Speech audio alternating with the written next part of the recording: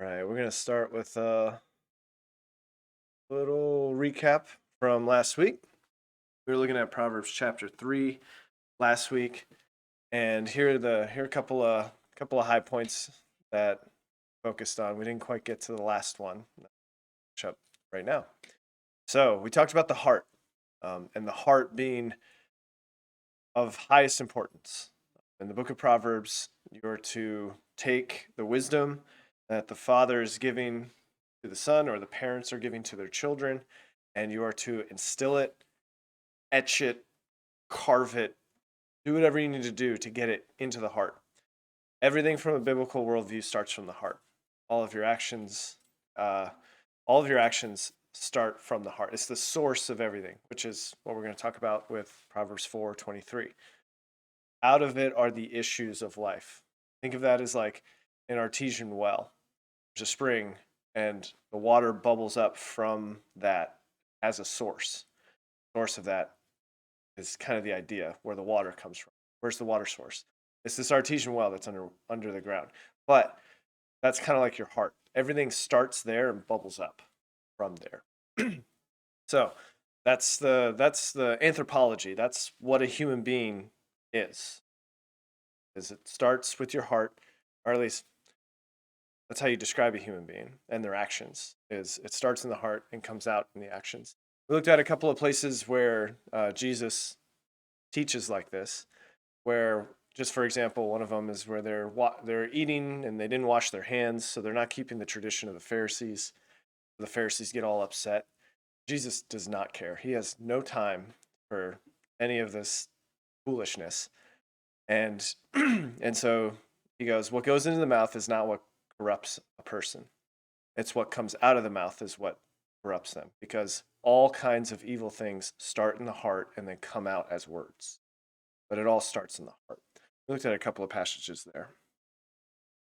Moving on, wisdom and trials to your faith are very precious. So as you're seeking wisdom, how do you get the wisdom? Well, wisdom is given to you and then you have to try it. You have to figure it out. You have to try the wisdom that's given to you, see if it fits. So you have to have trials in order to get wisdom. Part of the getting of wisdom is going through trials. Try out the wisdom. So that's very precious. The trials of your faith it's more valuable than gold or anything else. And so I link that with the passage in James and First Peter, Romans, and it's like there's all this talk in Proverbs of get wisdom, get understanding, get insight, get all these things. Like that's going to require trials. Know that and embrace that. That's just how your life is going to be. Not going to be like, oh, I am saved. I'm following the Lord Jesus Christ and everything's easy. No, that's not the way the Bible describes it. If somebody told you that, they lied to you. Sorry. They lied to you. That's not how life works. You will have trials, have temptations. You'll have to try out this wisdom over and over and over. But with that, with those trials of your faith, you get to prove that the wisdom is true. And then that strengthens your faith and gives you hope and endurance and patience for the future. It's very precious, very, very precious. Wisdom is how you overcome death. And so this was where in chapter 3, uh, wisdom is a tree of life. And if you see that, mind should go back to Genesis into the garden, tree of life. And so it's implying poetically that the curse of death, at least the spiritual death that you're experiencing, because you're not physically dead, you're crying out wisdom. So the curse of spiritual death, you can overcome that through wisdom. You have to have godly wisdom. Now what we're going to get into is, to reject wisdom is to go against the fabric of creation itself. And the world is dangerous, but also life-giving.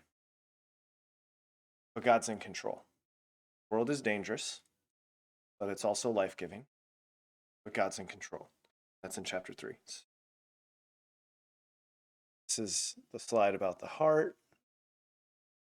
Skip that. Wisdom is precious. So again, 1 Peter 1, 3 through 9, Romans 5, 1 through 5, James 1, 5. Tree life. All right, so now we're on. To reject wisdom is to go against the fabric of creation itself. So, here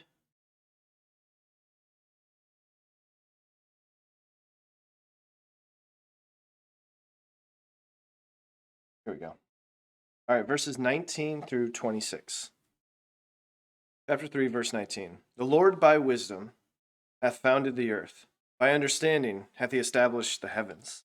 By his knowledge the depths are broken up. Does that sound familiar? The depths are broken up. Where have you heard that before? Flood? Okay, yeah. Fountains of the great deep are broken up. And the clouds drop down the dew. My son, let not them depart from thine eyes. Keep sound wisdom and discretion, so shall they be life unto thy soul and grace to thy neck. Then shalt thou walk in thy way safely, and thy foot shall not stumble. When thou liest down, thou shalt not be afraid. Yea, thou shalt lie down, and thy sleep shall be sweet. Be not afraid of sudden fear, neither of the desolation of the wicked when it cometh. For the Lord shall be thy confidence, and shall keep thy foot from being taken.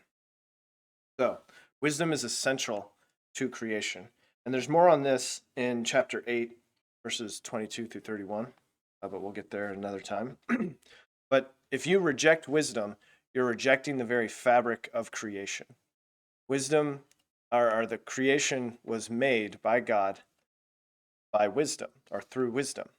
And so if you don't live in accordance with wisdom, you are living in rebellion against the created order. And that's really dumb. Don't do that. That's just foolish. Why would you choose to do that? It goes against the fabric of creation. The world is dangerous and life-giving. So what do I mean by that? So verses 19 and 20. So I'll read verse 19, 20 again. The Lord by wisdom hath founded the earth. By understanding he has established the heavens. So we have both heaven and earth, right? Genesis 1:1. In the beginning, God created the heavens and the earth. That means everything that exists, whether visible or invisible, all of it is created by God. Like, it's one of my favorite things to get into discussions with atheist, agnostic type people. Like, how do you account for the laws of logic? There is no accounting for it. How do you account for moral laws? There is no accounting for it. You have to have God. Now, you can try and dance around with some kind of relative system of morality, but eventually it's like, you're going to disagree with some culture, some moral thing about what another culture is doing, but you have no right to say that they're wrong if you believe in some kind of relativity. Because, like, oh, they're so intolerant. They do this to this people, or they do that to that group of people. Like, yeah, they do. But in their culture, intolerance is right. So they should be intolerant because it's relative to them. And in our culture, being tolerant is a virtue. So we should be tolerant. But we can't enforce our toleration onto them because they have a different culture and morality is relative to their culture. Like, but really? Really? No. No. Yeah. Anyways, so the world is dangerous and life-giving. Yeah, so heaven and earth. Man, I went way over there. All right, heaven and earth. Everything that's created, even the invisible and the visible things, are created by the Lord by wisdom. He founded it. He created it. By his knowledge, the depths are broken up and the clouds drop down the dew. So this is a quote from Garrett in his New American Commentary. Chapter 3, verses 19 and 20. In a carefully crafted quatrain, 19 and 20 assert wisdom's role in creation. It is a fitting appendix to the previous hymn. This selection anticipates chapter 8, verses 22 to 31. The main point there, and here, is that whoever abandons wisdom runs against the very structure by which the world was made. That's where if you reject wisdom, you're going against the fabric of creation.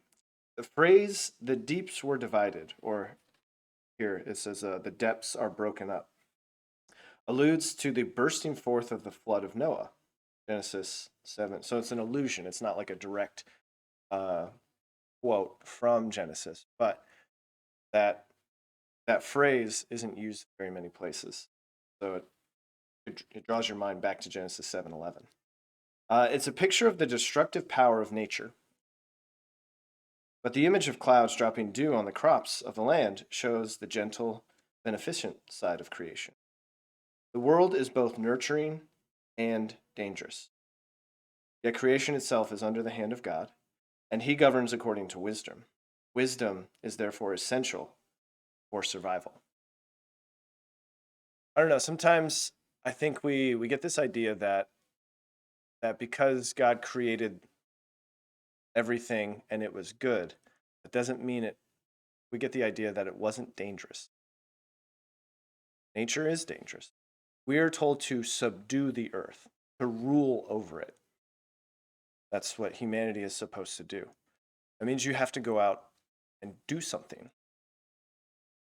It's dangerous out there. You have to have wisdom to execute calling.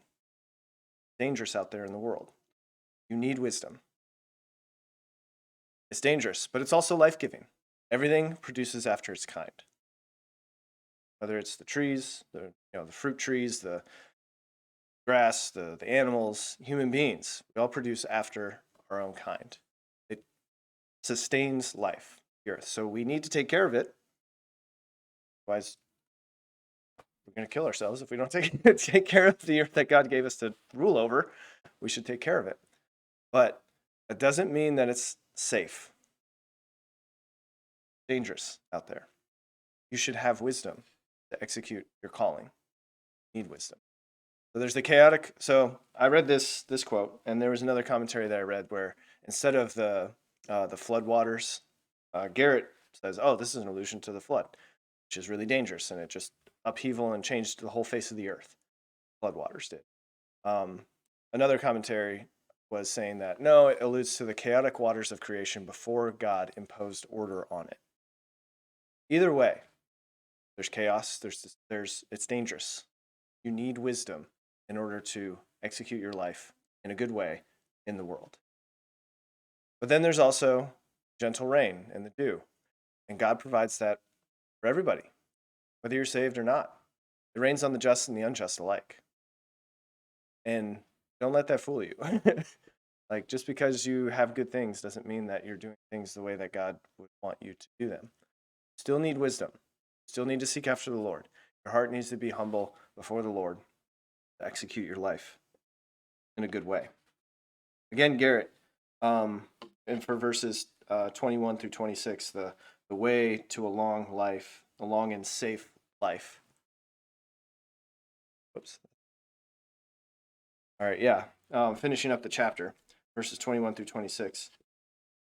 Or no, right here. So verses 21 through 26. My son, let them not depart from thine eyes and sound wisdom. So shall they be life unto your soul and grace to thy neck. Thou shalt walk in thy way safely, the foot shall not stumble. When thou liest down, thou shalt not be afraid. Yea, shalt thou lie down, and your sleep shall be sweet. Be not afraid of sudden fear, or like sudden calamity that's going to come. Neither the desolation of the wicked when it cometh, for the Lord shall be thy confidence, shall keep thy foot from being taken.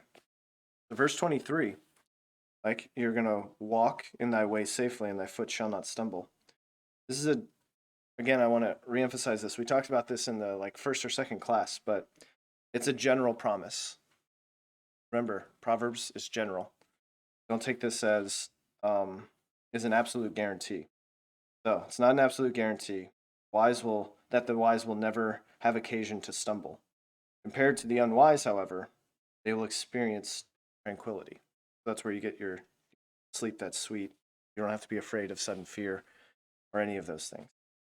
The end of chapter 3, we're just going to go right through it really quick.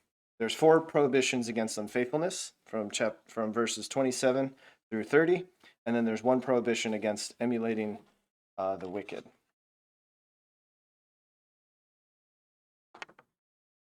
We're on to chapter 4. So the 4 prohibitions, we'll just read through them. They're pretty straightforward. Just read them and take them in. Starting in verse 27. Withhold not good from them to whom it is due, when it is in the power of thine hand to do it. Say not to thy neighbor, Go and come again, and tomorrow I will give, when thou hast it by thee. So if you owe your neighbor something, come get it, and you go, I'll come back tomorrow. I'll have it. I don't have it right now. That's unfaithfulness to your neighbor. Like if you have something, and this is withhold not good from them to whom it is due when it is in the power of thy hand to do it. Like, just imagine if government officials abided by that one, or just anybody really. Like when you have what is needed and you don't provide it, that's unfaithfulness. James touches on that.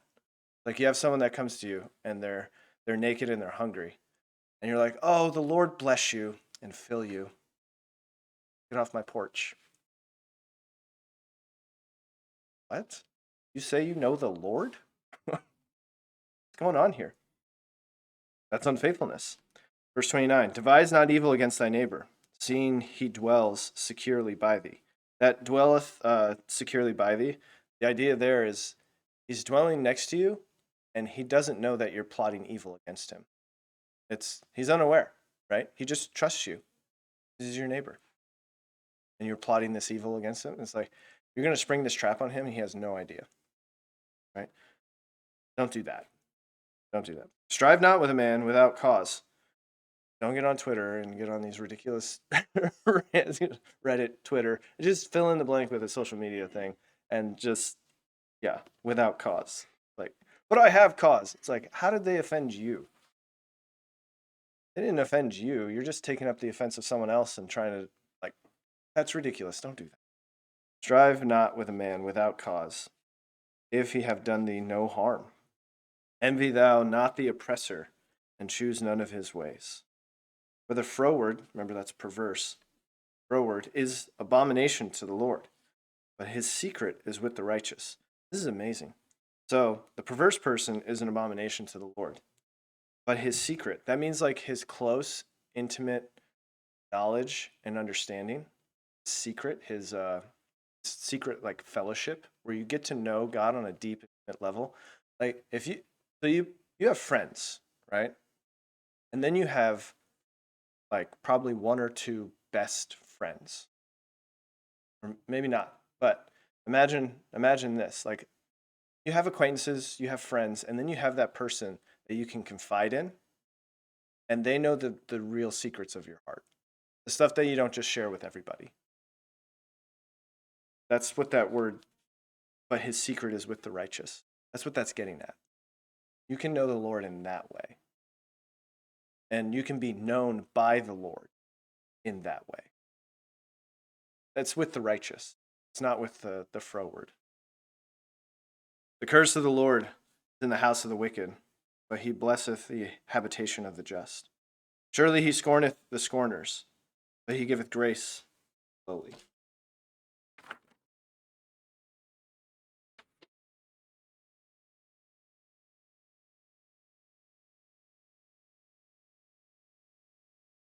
The wise shall inherit glory, but shame shall be promotion. So what's interesting in 34 is there's this kind of reversal, right? Surely he scorneth the scorners, but he giveth grace unto the lowly. So the people that are scornful, that's what they're going to receive. They're going to get from the Lord, right? But he giveth grace to the lowly. All right, we're going to read through chapter 4 and get through it. Chapter 4 is pretty straightforward. This is an outline of what chapter 4 is about. It is the longest appeal from the parents, from the father to the son, about following wisdom, and it's just loaded with please, like just this pleading language of please follow wisdom, please listen to what I'm saying, please, like we've heard that before. And if you're sitting here going, oh my gosh, we've heard this so much, it sounds like a broken record, good.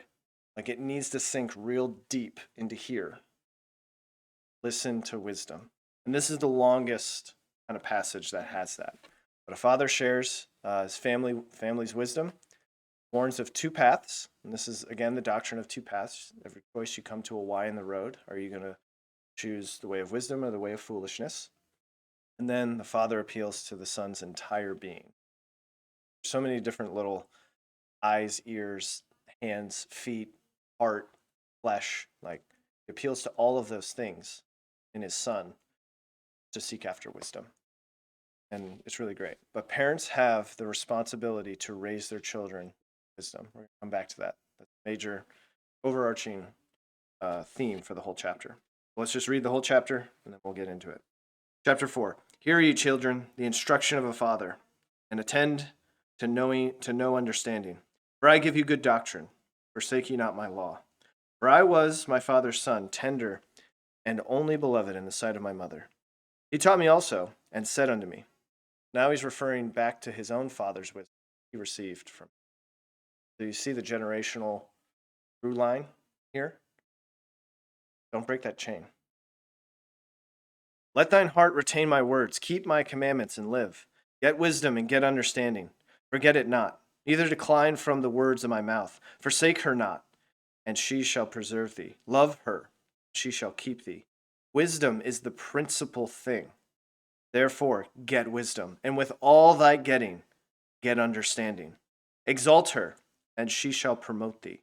She shall bring thee to honor when thou dost embrace her. That means like hug, for a hug. Hug wisdom. Wisdom is personified as a woman. You are to have a very close, intimate relationship with this woman. Embrace her. She shall give to thine head an ornament of grace, a crown of glory shall she deliver to thee. Hear, O my son, and receive my sayings, and the years of thy life shall be many. I have taught thee in the way of wisdom. I have led thee in the right paths. When thou goest, thy steps shall not be shall not be straightened, and when thou runnest, thou shalt not stumble. Take fast hold of instruction, and let her not go. Keep her, for she is thy life. Enter not into the path of the wicked, and go not in the way of evil men. Avoid it, pass not by it, turn from it, and pass away. That verse is so powerful. It's just verb, verb, verb, verb. The urgency is just don't. Don't go the way of the wicked, for they sleep not, except that they have done mischief, and their sleep is taken away unless they cause some to fall. For they eat the bread of wickedness and drink the wine of violence. But the path of the just is as the shining light, that shineth more and more unto the perfect day. The way of the wicked is as darkness. They know not at what they stumble. My son, attend to my words. Incline thy ear to my sayings. Let them not depart from thine eyes. Keep them in the midst of thine heart. For they are life unto those that find them, and health to all their flesh. Keep thy heart with all diligence, for out of it are the issues of life. Put away from thee a froward mouth, and perverse lips put far from thee.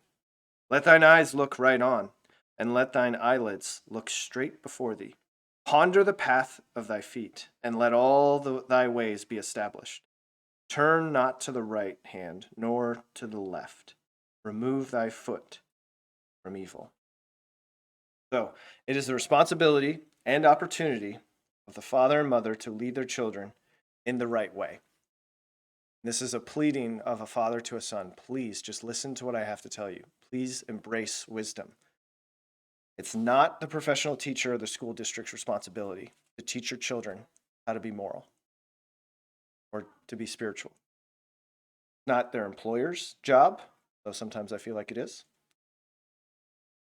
It's not the government official's job. It's not the music star, the famous actor or actress. It's not your coach. It's not even the pastor's job. It's your job.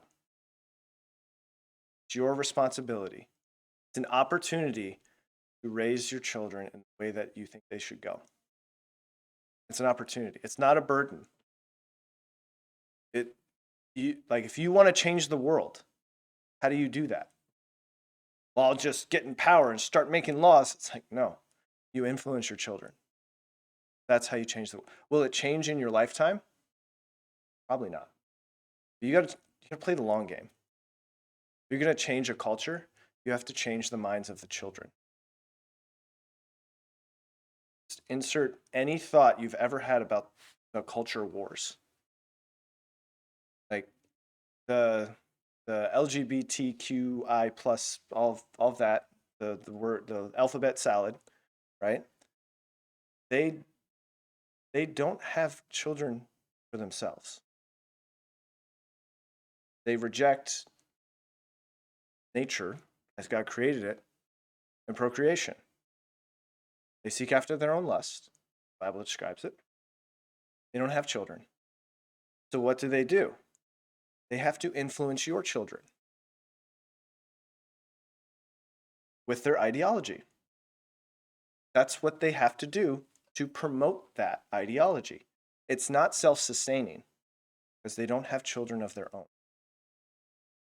So be very careful with what you let influence your children. Or TikTok, Spotify, any kind of entertainment where they're just glued to it for a long period of time. Are there good things out there? Absolutely. Are there good educational things that you can use to raise your children and help them grow and understand more about the Bible and love the Lord? Absolutely. There's a lot of negative influences out there. A lot. What are you doing to make sure that your children have more influence towards the Lord and less influence towards that? All of that ideology is not self-sustaining for them. Ours is, if we choose to raise our children. You can't leave it to someone else. Okay, you can leave it to somebody else. You can choose that. That's not wise. It's your responsibility. Your children, they might turn out the way that you would want them to. Maybe. But it would probably be in spite of all the things that they would be influenced by. And again, this is not a sure thing. Right? You could raise your children in the way that they should go. You could have all of those influence, I think it matters how you do it, and we'll talk about that in a little bit. But you could do all the right things and they could just choose to go their own way. But your responsibility and the opportunity that you have is to raise them in a way that's pleasing to the Lord, where they seek the Lord's face. That's your responsibility. Now, what they do with that, they get old enough to choose how they're going to live their life. That's on them. But your responsibility to continue this chain of passing on wisdom to the next generation. Be careful of the influences that are around. Parent-child relationship is unique. Fathers and mothers have the greatest influence on their children, whether good or for bad. Not all parents are great. Some parents abandon their children, and it scars them for life. So it's an awesome responsibility. It's a big deal. This text, more than any other, brings out the urgency of parental love. Love for the child causes the parent to plead with them to stay on the right way. Also, wisdom is an inheritance. It's passed on from generation to generation. It can preserve a whole family. However, it is an inheritance that each generation must choose to receive. If the chain is broken and the way of wisdom is rejected, the results will be disastrous for the family. The home is the primary place of education, especially moral education. Parents make the best teachers for moral education because they love, like, your kid. I work with professional individuals at the Rock Gym. They're coaches. They're really good coaches, but they get kids and they coach them for climbing, and they only have them for like 2 hours. Like, that's their level of influence that they have for these kids, which is great. They try and teach them really good things, and I approve of all the things that they teach the kids. Like, they're teaching them resilience and thinking ahead and planning how they're going to solve this problem as they're climbing, like paying attention to detail. Like, they're teaching a lot of really good things, right? but it's not their job to teach those children how to be moral. That's not their job, not their primary responsibility. Parents, moral education of their kids, parents' responsibility. So, father shares family wisdom. He makes an appeal to his son and is supported by history. He quotes his own father's teaching in verses 4 through 9. So he recalls his own upbringing, and this is not something that his father has made up on his own to make his son's life more miserable. Like, no, this is wisdom. Your life will go better if you follow this. It's time tested and it's true. It's not the newfangled idea that's come out in the last year that, oh, we're going to try this out. No. This has been true and it has worked for generation after generation after generation. The biblical mindset, that which is new, is suspect. I mean, think about that. Our entire culture is built on if it's new, it's better. It's just like the way that we think. I need the newest, the most progressive thing that's going on. That's what we need to embrace. The new ideas will save the world. It's like maybe these really old ideas that have been around forever and have always worked, maybe that's what we should trust in. Which way are you going to choose? From a biblical mindset, it's like this is tried and true, tested, it's going to work. Again, wisdom is personified as a woman, and her blessings are praised in verses 6 through 9. Verse 7. Let's see. Wisdom is the principal thing. Therefore, get wisdom. And with all thy getting, get understanding. There's no price too high to pay when getting wisdom and understanding. It's so important. Verse 9. In verse 9, you have kind of wedding imagery, right? She shall give to thine head an ornament of grace, a crown of glory shall she deliver to thee. So in the Jewish wedding ceremony, the wife would usually place some kind of head ornament. I guess I don't know what else to call it. An ornament of grace or crown of glory, right? This is from a Net Bible note. Says this verse uses wedding imagery. The wife, wisdom, who is embraced by her husband, the disciple or the son, will place the wedding crown on the head of her new bridegroom. Wisdom, like a virtuous wife, will crown the individual with honor and grace. And Garrett, in his New American Commentary, he says, wisdom is the greatest possession anyone can have, and the young man should make winning her the primary goal of his life. The primary goal of your life is to get wisdom. Is that what you were told when you were? It was just assumed that I was going to college. I don't know. Did you guys, is that your experience? I mean, I graduated from Chugiak High School, down the road from here. That way, as the crow flies. And I remember it's like senior year, you had to make this binder of what your plan was. You had to, like, oh, all of the things that you've done, all your volunteer work. And, I was in ROTC for 4 years. So it's like, oh, I reached this, rank. There it is. Thank you, lady. I reached this rank in in ROTC. You do all these things, and then you had to apply to 3 colleges, and that was just how you graduated. That was like part of your grad. It was just assumed what was going to happen. Like you seek after that college degree, that career, that's your highest priority. Is that your what is your highest priority? What are you going to tell your children should be their highest priority? If getting wisdom, if that's what their highest priority is, then the rest of that stuff will take care of itself. If they get wisdom and get understanding. It's more fundamental, getting wisdom. So he quotes his father's teaching. It's not something he's made up. He's just passing on the wisdom that he's received from his father. Father warns of 2 paths. There's 2 paths. Father makes an appeal to follow in his own footsteps. Then the father warns of the evil way. So 10 through 13. Follow in his own footsteps. Again, it's taught thee in the way. I led thee in right paths. So the father leads by example. Parents, lead by example. By example. Don't be a hypocrite. This is so difficult. This is so difficult. It's like, oh, I'm so sick of my kids. They always have their face in their screens. Then when they look at you on the couch, what do they see?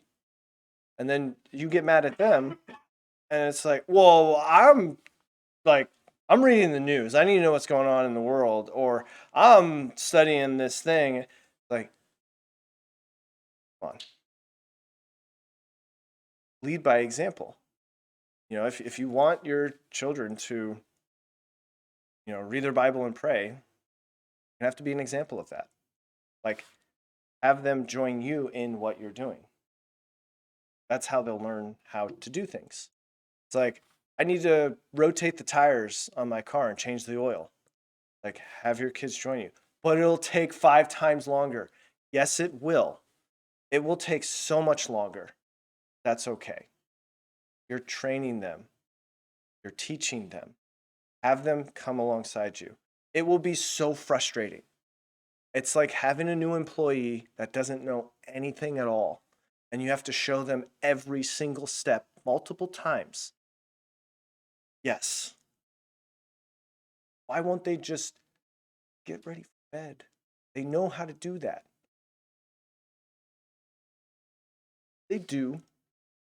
They also like what are you going to do about that? Yeah, right.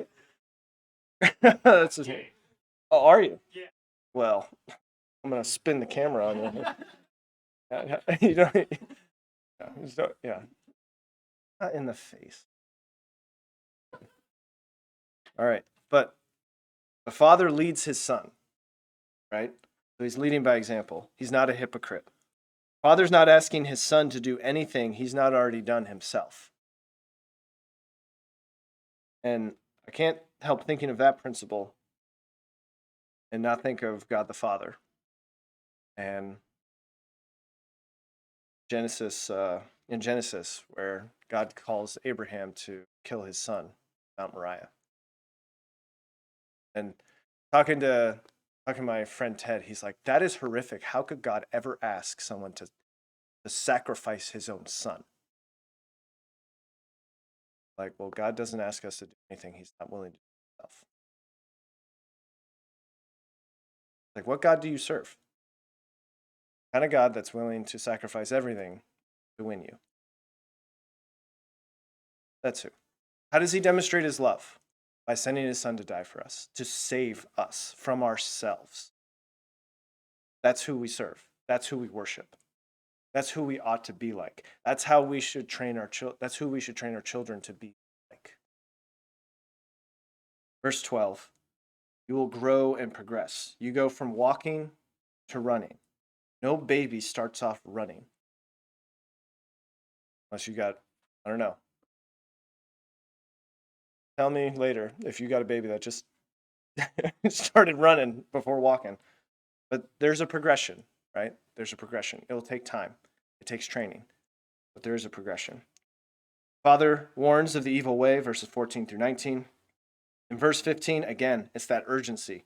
There's a quick repetition of a lot of verbs, right? Avoid, don't go near, turn away from it, keep on stepping, don't go down this path.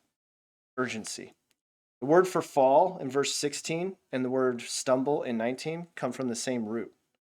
It's interesting. So from the Lexham Theological Dictionary, figuratively, the terms refer to the confusion and losing of one's way that occurs to those who are in spiritual and moral darkness or practicing injustice. So those that fall and those that stumble, they're the ones that are in spiritual and moral darkness. So evil men want to trip up others, while at the same time, they don't know what they're tripping on. They want to cause others to stumble, but they don't realize that they're stumbling over their own feet because they're living in darkness. And then they criticize the people that are tripping. And it's just hypocrisy. You don't see our world today in that. Like, never mind. All right, verse 16. Let me read that. Verse 16 is just horrific. For they sleep not, except that they have done mischief, and their sleep is taken away unless they cause some to fall. And it's like, this kind of person is truly sick, right?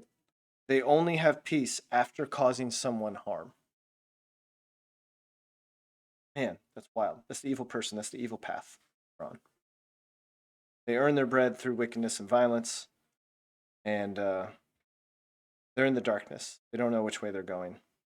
But the righteous is like the bright and morning light. It's illuminated, it's clear, it's easy to follow, it's health and safety, the opposite of what darkness represents. Verse 18. Lastly, you have your ears, your heart, your body, your flesh, your lips, your eyes, all of these things. They represent the whole. The total accumulation signifies the complete person in the process. That's a net Bible note. The son listens to his father, his whole body will be healthy. And we'll talk about protecting your heart with all protecting. But that was the second bell, and we have verse alert, so let's pray. Father in heaven, thank you so much for your wisdom. Thank you for this time where we can gather together, worship you. Thank you for sending your son to purchase us from the slave market of sin, dust us off, make us your own children. And I pray that we would wrap our heads around that fact, Lord, that the wisdom that would guide us would be your gospel. Lord, we're just grateful that we can worship you, that we can sing praises to your name, that we can hear your word preached. Lord, later that we can celebrate these children who have been saved, and they get to demonstrate their faith for the congregation by being baptized. Lord, thank you so much for just a wonderful day where we get to celebrate you and your resurrection, see others who are celebrating it as well. Thank you for your love and your grace. Please bless us as we worship you and try to lift your name up high. Oops, there it is. So that's the verse alert. We'll go a couple more times. It's pretty short, so it's not too bad. You guys can come in if you want. And the reference is Proverbs 4:23. Keep thy heart with all diligence, for out of it are the issues of life. Proverbs 4:23. And one more time. And the reference is Proverbs 4:23. Keep thy heart with all diligence, for out of it are the issues of life. Proverbs 4:23. Amen.